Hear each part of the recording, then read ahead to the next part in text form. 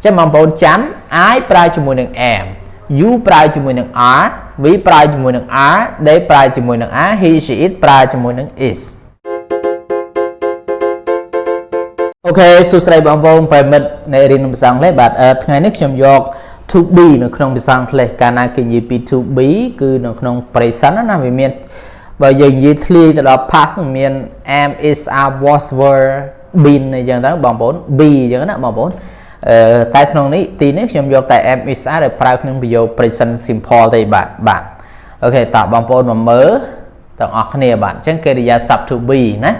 cái giá sub to be này vì miền a class bằng 4 am is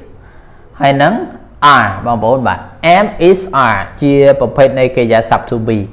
cái giá sub to be này cái pra bắt to bị một vía khi tràn là pra cho mùi nâng niệm rồi có quân là niệm nó bằng 4 noun rồi có adjective bạn ok chẳng ca pra nè usage cứ ca pra chẳng cứ ca pra present simple nó miền positive negative hay nên question bằng bốn bạn ví dụ positive ví dụ stop ví dụ negative ví dụ phải xét hay nên question cứ ví dụ sum nu bạn chẳng cả pra em is I cái pra cho muối anh đang pra ta cứ đi gọi chia chẳng cái ok em is I pra cho muối em đó bằng 4 I pra cho muối em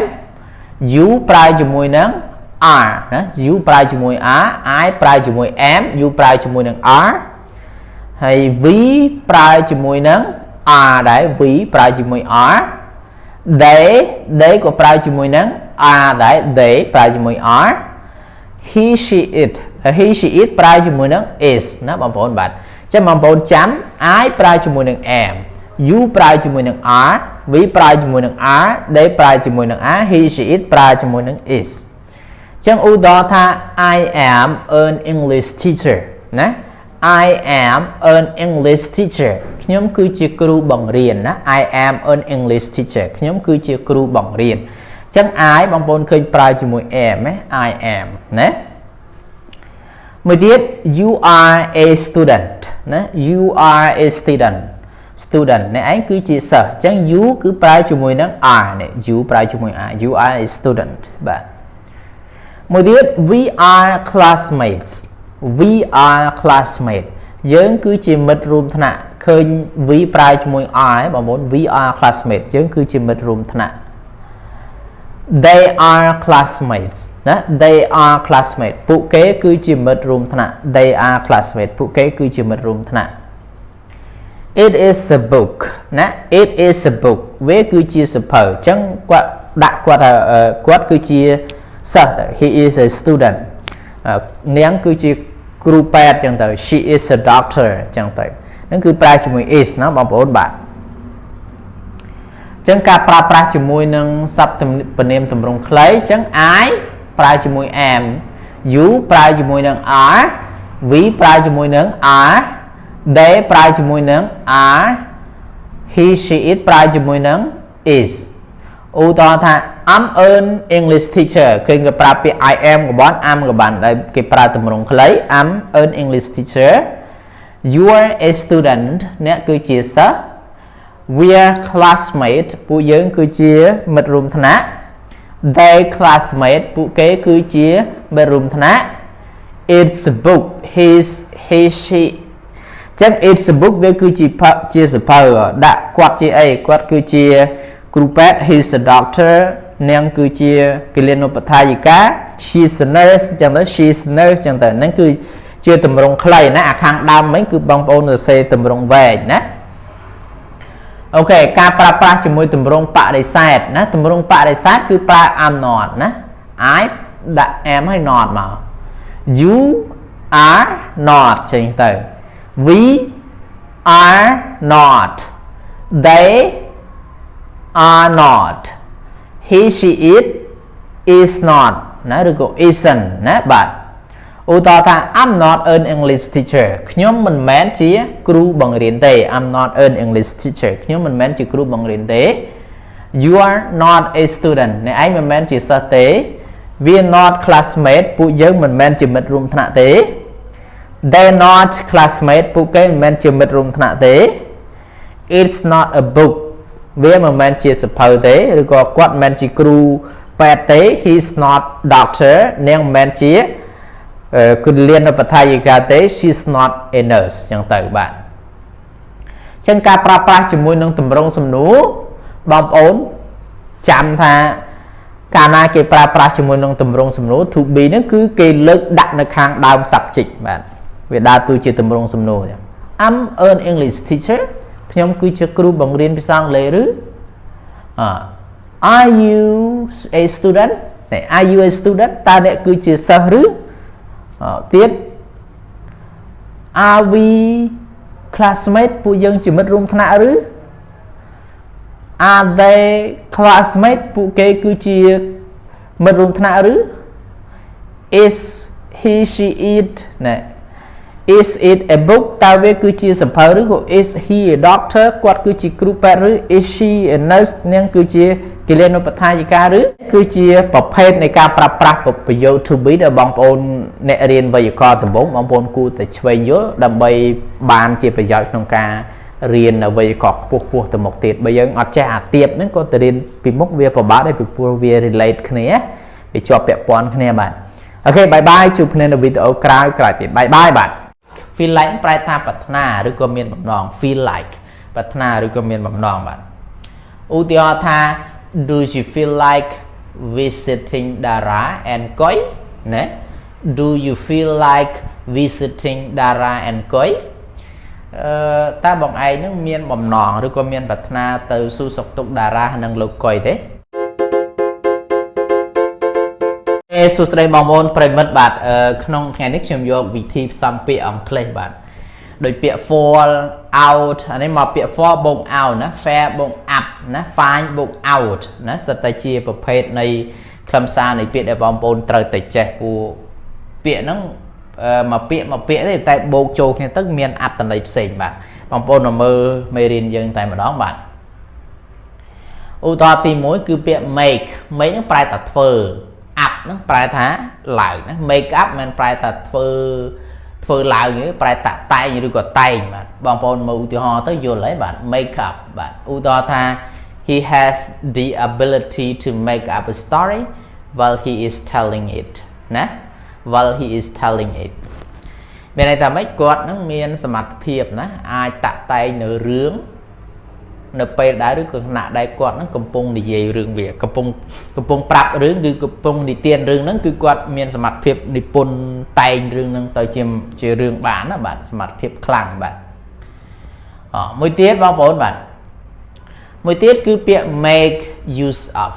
make ប្រែថាធ្វើ use ប្រើប្រាស់ of ន័យទេ make use of យើងប្រែថាប្រើប្រាស់អត់មែនធ្វើប្រើប្រាស់ន័យទៀតទេណា make use of ប្រែថាប្រើប្រាស់បាទឧទាហរណ៍ថា he makes use make នឹងដាក់ s ផងណាបងប្អូនណា he makes ណាដាក់ s ផង he makes use of his talent as a gardener ណាគាត់ហ្នឹងគឺប្រើប្រាស់នៅ his talent គឺទេពកោសល្យរបស់គាត់ហ្នឹង as a gardener ណា as a gardener គឺជាអ្នកមើលថែសួនគាត់ប្រើប្រាស់ talent របស់គាត់ណាទេពកោសល្យរបស់គាត់ហ្នឹងបាទបន្តមកទៀតពាក្យ fair up ណា fair up ហ្នឹងយើងប្រែថាភ្លឺស្រឡះហ្មង fair up ភ្លឺស្រឡះហ្មងឧទាហរណ៍ថា it's been raining since early morning it should fair up later than this afternoon ណា it's been raining since early morning it should fair up later this morning មានន័យថាម៉េចអូភ្លៀងវាចាប់ដើមភ្លៀងហ្នឹងគឺតាំងតែពីព្រឹកព្រលឹមអឡអត់ទាន់រៀងទៀតណាវាភ្លៀងខ្លាំងមកមេឃហ្នឹងគួរតែភ្លឺស្រឡះហ្នឹងណា this afternoon ណានៅមុនឬក៏ក្រោយ this afternoon ក្រោយពេលថ្ងៃហ្នឹងគួរតែភ្លឺស្រឡះមកបាទណាពាក្យ fair up ប្រែថាភ្លឺស្រឡះបាទបន្តមកទៀតបងប្អូនបាទបន្តមកទៀតពាក្យ fall out ណា fall out ប្រែថាបំបែកជួរណា fall out បំបែកជួរឧទាហរណ៍ថា the troops fell in and were inspected after the parade they fell out and went back to their barracks ណាមានន័យថាម៉េចបងប្អូនបាទកងទ័ពហ្នឹង fell in គឺមានន័យថា chọt chót rồi có châu chú and were expected file in nó phải ta châu chú and were expected hãyត្រូវបានគេត្រួតពិនិត្យចឹងទៅ expected after parade ក្រោយអំពីការតម្រង់ជូ they fell out ពួកគេក៏បំបែកជូ and went back to their barrack ហើយក៏ត្រឡប់ទៅជំរំរបស់ពួកគេទៅណា their barrack ប្រែថាជំរំចឹងបងប្អូនឃើញពាក្យ fell out ណា fell out នោះប្រែថាបំបែកជូ fell out ណាបាទបន្តមកទៀតបងប្អូនបន្តមកទៀតគឺពាក្យ feel like ណា feel like ប្រែថាប្រាថ្នាឬក៏មានបំណង feel like ប្រាថ្នាឬក៏មានបំណងបាទឧទាហរណ៍ថា do you feel like visiting Dara and Koi ណា do you feel like visiting Dara and Koi តើបងឯងនឹងមានបំណងឬក៏មានប្រាថ្នាទៅសួរសុខទុក្ខ Dara និងលោក Koi ទេ do you feel like visiting Dara and Koi មានប្រាថ្នាឬក៏មានបំណងទៅសួរសុខទុក្ខលោក Dara និង Koi ទេបាទបន្តមកទៀតគឺពាក្យ fend for oneself ណា fend for oneself ពាក្យ fend for oneself យើងប្រែថាផ្គត់ផ្គង់ខ្លួនឯង fend for oneself ផ្គត់ផ្គង់ខ្លួនឯងបាទឧទាហរណ៍ថា no one fend for you but you yourself ណា no one fends for you but you yourself គ្មានអ្នកណាម្នាក់ផ្គត់ផ្គង់ខ្លួនឯងទេក្រៅតែពីខ្លួនឯងណាគ្មានអ្នកណាជួយគ្មានអ្នកណាអីទេគឺតែយើងត្រូវផ្គត់ផ្គង់ដោយខ្លួនឯងណាបាទបន្តមកទៀតគឺពាក្យ find out ហ្នឹងគឺប្រែថារកឃើញណា find out បាទប្រែថារកឃើញឧទាហរណ៍ថា finally I found out who I am ណា finally I found out who I am ចុងបញ្ចប់ឬក៏ចុងក្រោយខ្ញុំក៏រកឃើញខ្លួនឯងថាជានរណាបាទមនុស្សយើងសំខាន់ណារឿងដឹងខ្លួនឯងជានរណាហ្នឹងបន្តមកទៀតគឺពាក្យ float about ណាបងប្អូន float about ហ្នឹងប្រែថាឃោសនាឬក៏ផ្សព្វផ្សាយណា float about ឃោសនាឬក៏ផ្សព្វផ្សាយបាទឧទាហរណ៍ថា in less than 5 months they will float about earn នេះដាក់ earn ផងបងប្អូន earn election campaign ណា in less than 5 months they will float about earn election campaign ប្រែថាម៉េចបងប្អូនមិនដល់5ខែទៀតទេនឹងមានការឃោសនានៅយុទ្ធនាការបោះឆ្នោតណាពាក្យ float about ប្រែថាឃោសនាចឹងដូចខ្ញុំបញ្ជាក់អញ្ចឹងកន្លែងនេះបងប្អូនថែម n មួយទៀតមកបានខ្លះទៅជា earn election campaign បាទបន្តមកទៀតគឺពាក្យ get back ប្រែថាមកដល់ផ្ទះណា get back មកដល់ផ្ទះឧទាហរណ៍ថា we spent the whole day in the hills and didn't get back till dark we spent the whole day in the hills and didn't get back till dark មានន័យថាម៉េចបងប្អូនបាទពួកយើងនឹងគឺបានចំណាយពេលវេលាពេញមួយថ្ងៃ in the hill នៅដំណើរស្ថានដើរលេងតាមភ្នំហ្នឹង and didn't get back till dark ហើយក៏អត់ទាន់មកដល់ផ្ទះហ្នឹងរហូតដល់ទៅយប់នោះបានមកដល់ផ្ទះបាទបន្តមកទៀតបងប្អូនបាទបន្តមកទៀតគឺពាក្យ get it over ពាក្យថា get it over យើងប្រែថាធ្វើឲ្យស្រេចឬក៏វ៉ាឲ្យទាន់ណា get it over វ៉ាឲ្យទាន់ឬក៏ធ្វើឲ្យស្រេចតែម្ដងបាទឧទាហរណ៍ថា if you have to go to the dentist why not go advance and get it over if you have to go to the dentist why not go advance and get it over ប្រែថាម៉េចបងប្អូនបាទបើសិនបើអ្នកឯងត្រូវទៅជួបទាន់ដល់ពេទ្យហេតុអីមិនទៅតែម្ដង why not go advance ហេតុអីមិនទៅតែម្ដង and get it over ហើយទៅធ្វើ